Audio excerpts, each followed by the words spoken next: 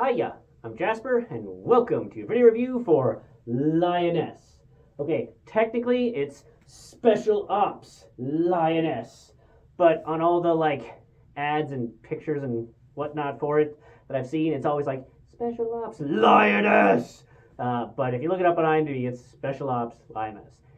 Anywho, here's the review for Season 1, Episode 1. So as always, I'm going to give you the good, the bad, and the furry. To start with the furry, there isn't any, maybe some dogs. Moving on to the good and the bad. So this is a show starring Zoe Saldana, and she plays the leader of, a spec ops team, like a SEAL Team 6-esque thing, but from the CIA point of view. So she's still got the body armor on, not the suit on, and she's in charge of things and calling in strikes and yada yada. And yeah, so far I really like it. The amount of military equipment that they showed, and the I don't know who their military advisor was, but whoever they did, I think did a really good job of making it feel real. The SEAL Team, the show that's on Paramount Plus, it has that sort of feel to it, or maybe the Hurt Locker, or maybe Lone Survivor. It has they actually consulted with military people and did some military things, and that they got military permission to use a whole bunch of military equipment. So far, I really like that level of integration and believability and use of modern military looking stuff. So I think that looked really good. And Zoe Saldana is always a win, so I'll watch pretty much anything she's in because she does fantastic. And she brings it here. She brings it to every single thing that she's in, so always a win and always a pleasure to see her. What I will say though is that I don't feel like this is a spoiler thing, but there's a character that's killed, and then right at the beginning, and then we basically do a flashback to how she got recruited, and I don't know, the whole episode still didn't get up to the point where she got killed. So I feel like since this is just episode 1, I'm not really ruining the whole show because I haven't seen the whole show because the whole show's not out. But basically, this chick has her cover blown, and so she's calling in for help. So Zoe Saldana is like, "Hey, yeah, no, we'll come and help you." And then she hears over the phone, they're like, "Oh, okay, no, they found her. They're dragging her around on the thing." So she calls in a strike instead in order to preserve, because her people aren't going to be able to get in time to save her from all of the things they're going to do and probably videotape while doing it. So she calls in the strike, and then we do the flashback to see her recruitment, see why she got recruited, see what her thing is, and it's good. I like that. I don't know if I appreciated knowing that she's going to die and then have most of the episode, and I don't know, maybe the whole rest of the show, because it's I don't know, 10 episodes or something. I don't know how long it's going to be, but 10-ish, 6 to 10 episodes, I'm sure, of the series to maybe end with her dying. Not sure how I feel about that. That being said, and I could be wrong about this, but I'm probably not wrong.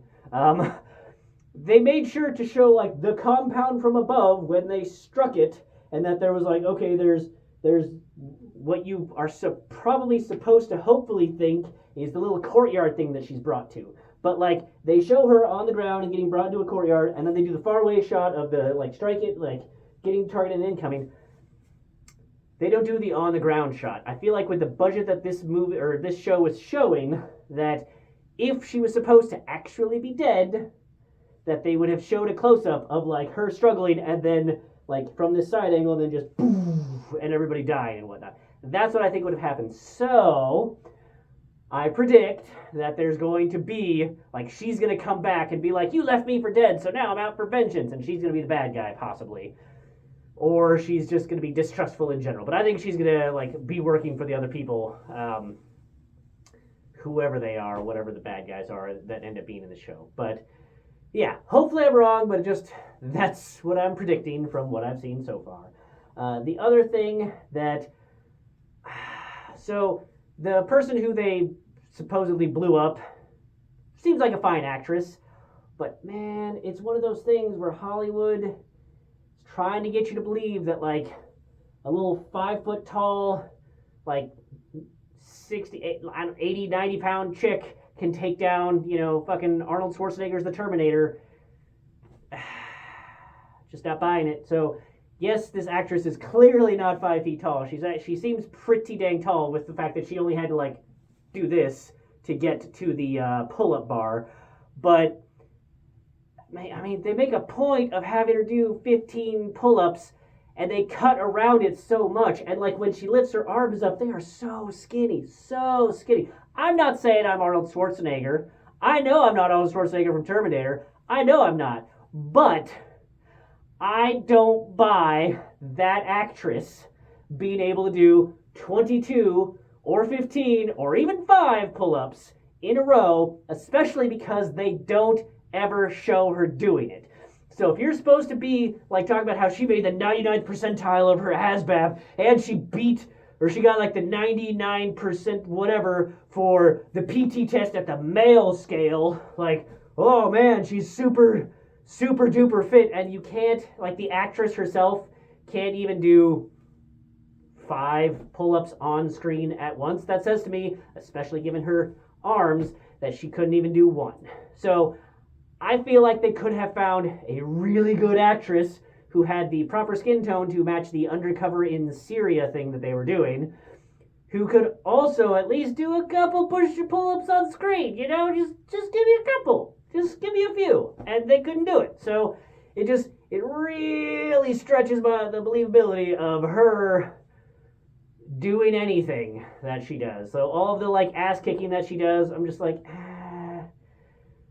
I mean, I guess you're wearing combat boots, so I guess kicking him in the face would work, and you're tall, so maybe you got that reach thing, but just, oh, she ran the 1.5 miles in 8 minutes, like, yeah, that's fucking fast.